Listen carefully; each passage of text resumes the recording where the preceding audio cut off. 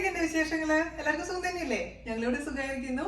നമ്മുടെ വീട്ടില് ദുബായിലെ വീട്ടില് പാചകം ചെയ്തിട്ട് കുറെ നാളായില്ലേ. അപ്പൊ ഓണം സ്പെഷ്യൽ ആയിട്ട് ഞാൻ ഇന്ന് വന്നിരിക്കുന്നത് ഒരു ടേസ്റ്റി ആയിട്ടുള്ള പുളിശ്ശേരിയുടെ വീഡിയോ ആയിട്ടാണ് കേട്ടോ. അപ്പൊ പുളിശ്ശേരി എന്ന് പറയുമ്പോൾ നമ്മൾ പലതരത്തിലുള്ള പുളിശ്ശേരി ഓൾറെഡി ഞാൻ പോസ്റ്റ് ചെയ്തിട്ടുണ്ട്. ഇന്ന് ഞാൻ ചെയ്യാൻ പോകുന്നത് നമ്മുടെ നെല്ലിക്ക പുളിശ്ശേരിയാണ്. അപ്പൊ നെല്ലിക്ക പുളിശ്ശേരി എന്ന് പറയുമ്പോൾ ഒരു കുറച്ച് പേര് നെല്ലിക്ക വെച്ച് പുളിശ്ശേരിയോ, കഴിഞ്ഞ ദിവസം ജാൻചേട്ടന്റെ അമ്മ ഉണ്ടാക്കി തന്നപ്പോഴാണ് ഞാൻ സത്യമാണ് ജീവിതത്തിൽ ആദ്യമായിട്ട് ഈ നെല്ലിക്ക പുളിശ്ശേരി കഴിക്കുന്നത് കേട്ടോ. അപ്പൊ അമ്മ പറഞ്ഞപ്പോഴാണ് എനിക്ക് മനസ്സിലായത് നെല്ലിക്കയാണെന്ന്. പക്ഷെ സൂപ്പർ ആയിട്ടുണ്ട്. അപ്പൊ വളരെ എളുപ്പമാണ് തയ്യാറാക്കാൻ, അതേസമയം നല്ല ഹെൽത്തി ആണ്. അപ്പോൾ ഹെൽത്ത് കോൺഷ്യസ് ആയ ആൾക്കാർക്കൊക്കെ ഈ നമ്മുടെ ഓണത്തിന് തയ്യാറാക്കാൻ പറ്റുന്ന സൂപ്പർ ആയിട്ടുള്ള പുളിശ്ശേരി. അപ്പൊ നമുക്ക് എങ്ങനെയാണ് തയ്യാറാക്കാമെന്ന് നോക്കാം. ഓക്കെ, അപ്പൊ നമുക്ക് നെല്ലിക്ക പുളിശ്ശേരി ഉണ്ടാക്കാൻ വേണ്ടി ആദ്യം എന്താ വേണ്ടത്? നെല്ലിക്ക. അപ്പൊ ഞാനിവിടെ 6 നെല്ലിക്കാണ് എടുത്തിരിക്കുന്നത് കേട്ടോ. ഇത് ഒന്ന് ജസ്റ്റ് സ്റ്റീം ചെയ്ത് വെച്ചിരിക്കുന്ന നെല്ലിക്കയാണ്. അങ്ങനെ സ്റ്റീം ചെയ്യണമെന്ന് ഒരു നിർബന്ധമില്ല. ഞാൻ സ്റ്റീം ചെയ്യാൻ കാരണം എന്താണെന്ന് വെച്ച് കഴിഞ്ഞാൽ പെട്ടെന്ന് നമുക്ക് കട്ട് ചെയ്തെടുക്കാൻ പറ്റും. അല്ലെങ്കിൽ നമ്മൾ സാധാരണ പച്ച നെല്ലിക്ക എടുത്തിട്ട് കട്ട് ചെയ്താലും മതിയാവും. അപ്പോൾ ഞാനിവിടെ കട്ട് ചെയ്യാൻ പോകുന്നത് ഇതിപ്പോൾ 5 മിനിറ്റ് സ്റ്റീമറിൽ വെച്ച് സ്റ്റീം ചെയ്തതാണ് കേട്ടോ.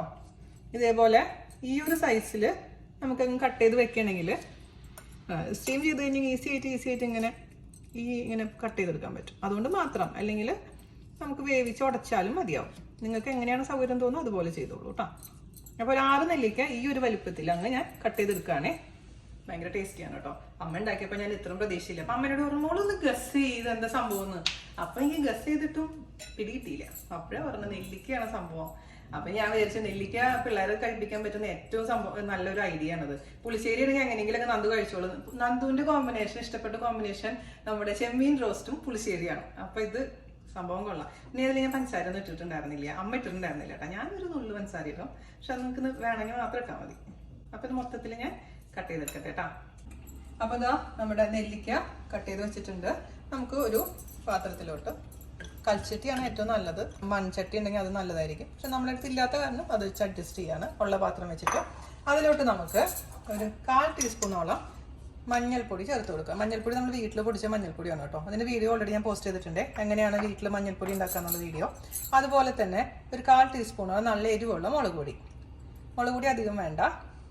പിന്നെ നമുക്ക് ഒരു 2 കറിവേപ്പില ചേർത്ത് കൊടുക്കാം. അതിലോട്ട് ആവശ്യത്തിന് ഉപ്പ്, പിന്നെ 1 കപ്പ് വെള്ളം, നോർമൽ വെള്ളം. അപ്പോൾ നമുക്ക് മീഡിയം ഫ്ലെയിമിൽ അടച്ചു വെച്ചിട്ട് 10 മിനിറ്റോളം ഇതങ്ങ് കുക്ക് ചെയ്തെടുക്കാം. അപ്പോഴേക്കും അത്യാവശ്യം വെള്ളം വറ്റിയിട്ടുണ്ടാവും, നന്നായി കുക്കായിട്ടുണ്ടാവും കേട്ടോ. അപ്പോൾ നമ്മുടെ ചാറൊക്കെ വറ്റിയിട്ടുണ്ട്, അത്യാവശ്യം നന്നായി കുക്കായിട്ടുണ്ട്. നമുക്കിത് ഓഫ് ചെയ്ത് വെക്കാം. അപ്പോൾ ഇത്രയും ഒരുപാട് വറ്റിക്കണ്ട, ഇച്ചിരി വെള്ളം ഇരുന്നോട്ടെ കേട്ടോ. ഇനി നമുക്ക് ഇതിലേക്ക് വേണ്ടിയുള്ള തേങ്ങയൊക്കെ അരച്ചെടുക്കാം. അപ്പോൾ തേങ്ങ അരയ്ക്കാൻ വേണ്ടി ഇവിടെ 6 ടേബിൾ സ്പൂൺ തേങ്ങ ഞാൻ എടുത്തിട്ടുണ്ട്. ഒട്ടും തന്നെ തണുപ്പില്ലാത്ത തേങ്ങ നമുക്കൊരു ചെറിയ ജാറിലോട്ട് ഇട്ട് കൊടുക്കാം. നല്ല മഷി പോലെ അരക്കണം കേട്ടോ. അതിലോട്ട് നമുക്ക് ഒരു 1/4 ടീസ്പൂൺ നല്ല ജീരകം, അതായത് ക്യുമിൻ സീഡ്സ് ഇട്ട് കൊടുക്കാം. ഒരു 1/4 മതി, അര വേണ്ട. പിന്നെ ഇതിൽ നോർമലായിട്ട് നമ്മൾ പുളിശ്ശേരി ഉണ്ടാക്കുമ്പോൾ കടുക് ചേർക്കാറില്ല. പക്ഷെ അമ്മ ഒരു നുള്ളു കടുക് ചേർത്ത കാരണം ഞാനും ഒരു നുള്ളു കടുക് ചേർത്ത് കൊടുത്തിട്ടുണ്ട്. പിന്നെ നമുക്ക് വേണ്ടത് ഒരു പച്ചമുളകും കൂടി ഇട്ടതിന് ശേഷം കുറച്ച് തൈരും കൂടി ചേർത്ത് നല്ല മഷി പോലെ നമുക്ക് അരച്ചെടുക്കാം. ഇപ്പൊ പുളിശ്ശേരി പ്ലസ് പച്ചടി കമ്പൈൻഡ് റെസിപ്പിയാണ് കേട്ടത്.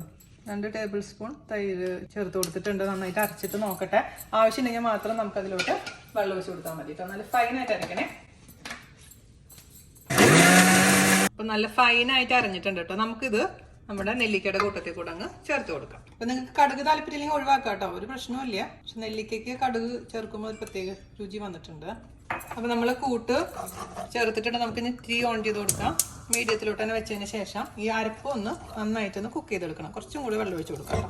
നന്നായിട്ട് ഇത് തിളച്ചതിന് ശേഷം നമുക്കിതിലോട്ട് നല്ല കട്ടി തൈര് അടിച്ചിട്ട് ഒഴിച്ചു കൊടുക്കണേ. അപ്പോൾ നന്നായിട്ട് തിളച്ചിട്ടുണ്ട് കേട്ടോ. നല്ല പച്ചച്ചോയൊക്കെ ഒന്ന് മാറിയിട്ടുണ്ട്. നമുക്കിനി ഇതിലോട്ട് നല്ല തൈര്, നല്ല അത്യാവശ്യം പുളിയുള്ള തൈര്, ഒരുപാട് പുളി വേണ്ട, എന്നാലും ചെറിയൊരു പുളി വേണം, എന്നാലാണ് നമ്മുടെ മോരുകറിക്കൊക്കെ രുചി ഉണ്ടാവുക. അപ്പൊ നമുക്ക് ഒട്ടും തന്നെ പുളിയില്ല, മോരിന് ഒട്ടും തന്നെ പുളിയില്ല എന്നൊക്കെ നിങ്ങൾ പറയാറില്ല. അങ്ങനെ ഒരു ദിവസം മുന്നേ പുറത്തെടുത്ത് വെച്ചാൽ മതി. അല്ലെങ്കിൽ മോരുകറി ഉണ്ടാക്കിയിട്ട് പിറ്റേ ദിവസം ഉപയോഗിക്കാം. അപ്പോഴും പുളി വരും മോരുകറിക്ക് കേട്ടോ. അത് മാത്രം ചെയ്താൽ മതി. നമുക്ക് ഇനി ഇതിലേക്ക് തൈര് അരച്ച് ഒഴിക്കാം. ഒരു 8 ടേബിൾ സ്പൂൺ തൈര്. നമുക്ക് ഒരുപാട് വെള്ളമാക്കരുത്, മോര് പോലെ ആക്കണ്ട. ജസ്റ്റ് ഒന്ന് ഇതിന്റെ കട്ടകൾ ഒഴിവാക്കിയതിന് ശേഷം ഒഴിച്ചു കൊടുക്കാം കേട്ടോ. അതേസമയം നിങ്ങൾക്ക് ഇപ്പൊ ഭയങ്കര ലൂസായിട്ടുള്ള പുളിശ്ശേരി വേണമെന്നുണ്ടെങ്കിൽ നല്ലോണം മോര് പോലെ ആക്കിയിട്ട് ഒഴിക്കാട്ടോ, ഒരു വിരോധവും ഇല്ല. അപ്പൊ നമുക്ക് ഇതിലേക്ക് ഒഴിച്ചു കൊടുക്കാം.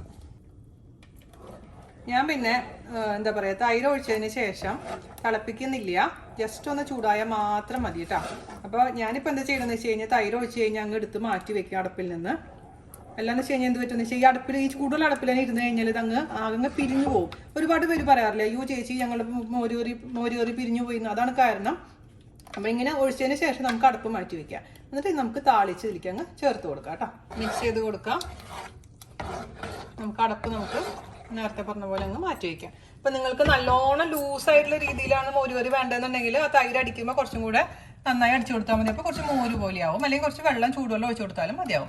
അപ്പോൾ എൻ്റെ മോരുകറിയുടെ കൺസിസ്റ്റൻസി ഇതുപോലെയാണ് കേട്ടോ. അത് ഡിപ്പെൻസ്. ഇനി ഇതിൻ്റെ രുചി ഒന്ന് നോക്കട്ടെ. ഉപ്പും പുളിയും എരിവൊക്കെ നോക്കിയതിന് ശേഷം എന്തെങ്കിലും കുറവുണ്ടെങ്കിൽ അതനുസരിച്ച് അഡ്ജസ്റ്റ് ചെയ്യാൻ മറക്കരുത്.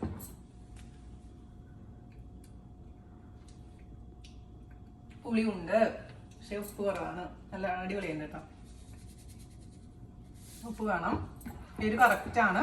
അതുപോലെ തന്നെ എന്താണ് നമുക്ക് ചേർത്ത് കൊടുക്കേണ്ടത്? പ്രീതി പറയും. പഞ്ചസാര ഒരു നുള്ളു കേട്ടോ, ഒരുപാടൊന്നും പാടില്ല. ഒരുപാട് പഞ്ചസാര ഇട്ട് കഴിഞ്ഞാൽ എൻ്റെ ന്യൂട്രീഷനിസ്റ്റ് എന്നെ തല്ലും, റീന ചേച്ചി. പക്ഷെ ഒന്ന് ബാലൻസ് ചെയ്യാൻ വേണ്ടി മാത്രം എന്ന് പറഞ്ഞാൽ അത്രയും കുറച്ചെന്ന് പറഞ്ഞാൽ അത്രയും കുറച്ച് അത് ഇടണമെന്ന് ഒരു നിർബന്ധവും. പക്ഷെ ഇത് പ്രത്യേകിച്ച് നെല്ലിക്ക ആയതുകൊണ്ട് അല്ലെങ്കിൽ ശർക്കര ഇട്ടാലും മതി കേട്ടോ. ഒരു നുള്ളു ഇട്ട് കൊടുത്തിട്ടുണ്ട്, അത്ര മാത്രം മതി. മിക്സ് ചെയ്ത് കൊടുക്കുക. നമുക്കിനി താളിച്ച് ചേർക്കാം കേട്ടോ. അടിപൊളിയില്ല കേട്ടോ, ഞാൻ ഉണ്ടാക്കിയൊന്നും പറയല്ല, സൂപ്പറായി. ഇനി നമുക്ക് താളിക്കാൻ വേണ്ടിയിട്ട് നമുക്ക് വെളിച്ചെണ്ണയാണ് ചേർത്ത് കൊടുക്കേണ്ടത്. 1 ടേബിൾ സ്പൂൺ വെളിച്ചെണ്ണ. 1 ടേബിൾ സ്പൂൺ എന്ന് പറയുമ്പോൾ ചിലപ്പോൾ 2 ടേബിൾ സ്പൂൺ ആവും കേട്ടോ. അത് അലിഞ്ഞു വരുമ്പോൾ ഒന്ന് ചൂടാവട്ടെ. ചൂടായ വെളിച്ചെണ്ണയിലോട്ട് നമുക്ക് 1/2 ടീസ്പൂൺ കടുക് ഇട്ട് കൊടുക്കാം. ഒരു നുള്ളു മാത്രം ഉലുവ, വറ്റൽമുളക് 2 ചെറിയ കഷ്ണങ്ങളൊക്കെ ഇട്ട് കൊടുക്കാം.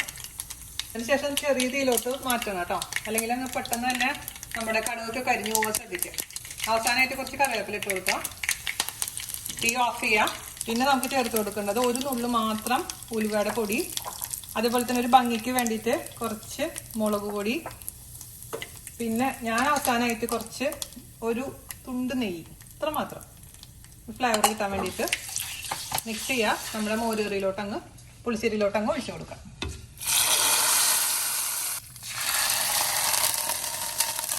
എന്നിട്ട് ജസ്റ്റ് ഒന്ന് അടച്ചു വയ്ക്കാം.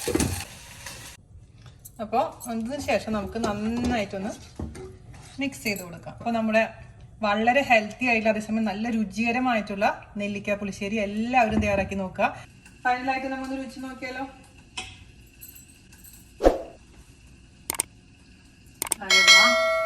സീരിയസ്ലി നിങ്ങൾ എന്തായാലും ഇത് ട്രൈ ചെയ്ത് നോക്കണേ.